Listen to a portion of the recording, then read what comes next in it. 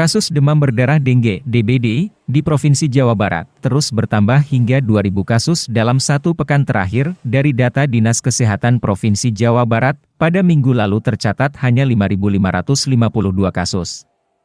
Namun hingga saat ini kasus DBD bertambah 2.102 kasus atau menjadi 7.654 kasus DBD. Dinkes Jabar juga mengatakan peningkatan kasus DBD di Jabar terjadi karena dipengaruhi oleh beberapa faktor. Di antaranya seperti peralihan cuaca dengan curah hujan yang cukup tinggi hingga kebiasaan masyarakat dalam menjaga lingkungannya tetap bersih.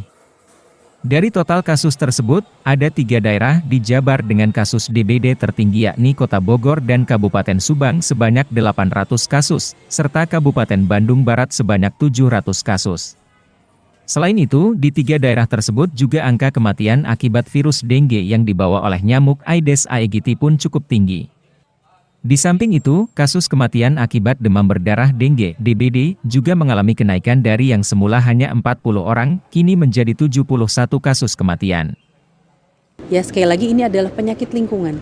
Jadi tanpa kita menyelesaikan tempat berkembang biaknya nyamuk, kita tidak akan selesai demam berdarah ini, gitu ya.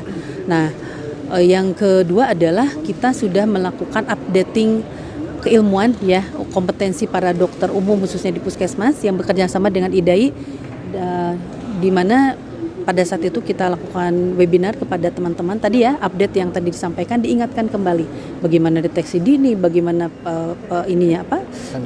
penanganan dan tanda bahaya, betul. Dan juga kami sudah tadi mendistribusikan beberapa bahan-bahan ya yang terkait dalam untuk larvasida tadi, abatenya, untuk malationnya. Lalu kita juga sudah mendistribusikan, memang tidak begitu banyak ya, yaitu tadi pemantau yang untuk anak-anak, yaitu NS1 ya. Jadi bisa NS1 ini diperiksa di puskesmas, tapi kami berikan memang ke lokasi yang tinggi demam berdarahnya.